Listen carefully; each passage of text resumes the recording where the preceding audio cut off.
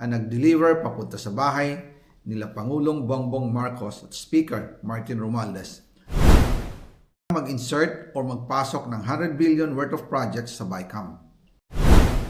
Sana po ay hindi nila ako mapatay bago ko mailabas ang lahat. Ginawa ko lang ang utos sa akin, pero ngayon, handa na akong harapin ang lahat. Ginagamit ng administrasyon ang buong resources ng bansa para tumahimik ako. That he will shoot me if I will talk. Gagamitin ako bilang panakipbutas sa kanilang kampanya laban sa korupsyon. Hindi na ako mananahimik, ilalabas ko ang lahat ng katotohanan. May resibo, may ebidensya, at may pangalan. Para sa bawat Pilipino, alam ko na buo ang galit ninyo sa akin ngayon. Nauunawaan ko rin kung bakit. Lalo na at malaki ang halagang nakataya. Pero bago kayo humusga, hayaan ninyong ipaliwanag ko ang buong katotohanan. Matagal akong hindi nagsalita dahil may direktang utos sa akin. Huwag nang bumalik ng Pilipinas at manahimik na lamang. Umalis ako noong July 19, 2025 para sa aking medical check-up. Nakaplanong bumalik pagkatapos ng SONA ni Pangulo. Pero habang papauwi na ako, tinawagan ako ni dating Speaker Martin Romualdez at sinabihan, "Stay out of the country. You will be well taken care of as instructed by the President." Noon naniniwala pa ako sa kanila, kaya't hindi ako bumalik. Tumikom ang aking bibig, sumunod ako, pero ang hindi ko alam, ang ibig pala nilang sabihin sa aalagaan ka namin ay gagamitin ako bilang panakipbutas sa kanilang kampanya laban sa korupsyon. Ginawa nila akong poster boy ng kanilang sariling kasinungalingan. Ngayon, hindi na ako mananahimik, ilalabas ko ang lahat ng katotohanan. May resibo, may ebidensya, at may pangalan. Nagsimula ito nung tumawag si Sekmina Pangandaman sa akin nung nag-umpisa ang BICAM process last year, 2024. Ang sabi niya, katatapos lang ng meeting nila ni Pangulo at may instructions na mag-insert o magpasok ng 100 billion worth of projects sa BICAM. At sinabi pa ni Sekmina, you can confirm with Yusek Adrian Bersamin dahil magkasama sila sa meeting ni Pangulong BBM noong araw na yon. Tinawagan ko po agad si Yusek Adrian Bersamin at tinanong ko kung may instruction nga ba ang Pangulo na magpasok ng 100 billion during their meeting.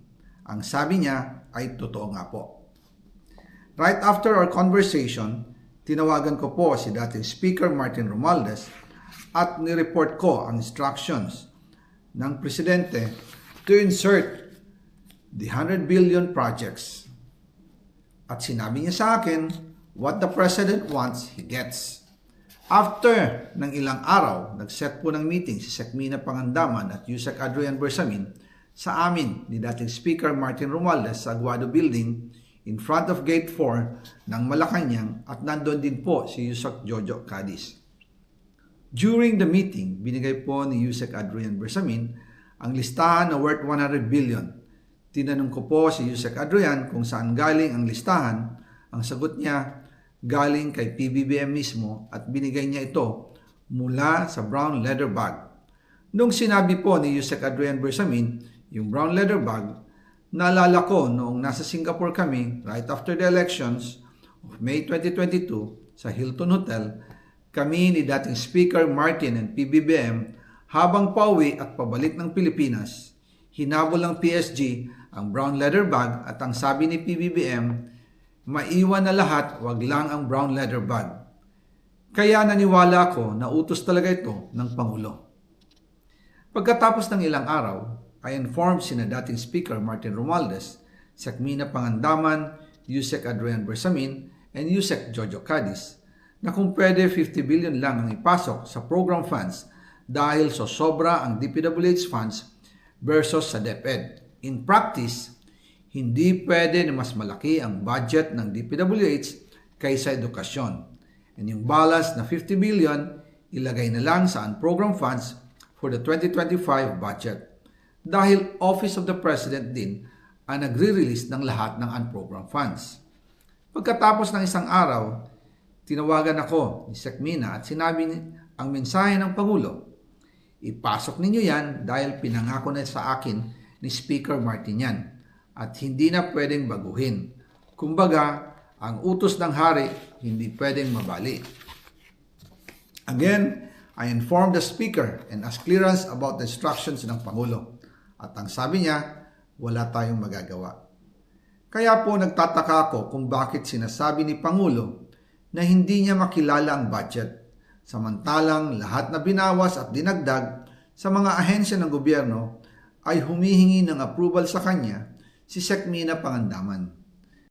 Oh my God! Wow!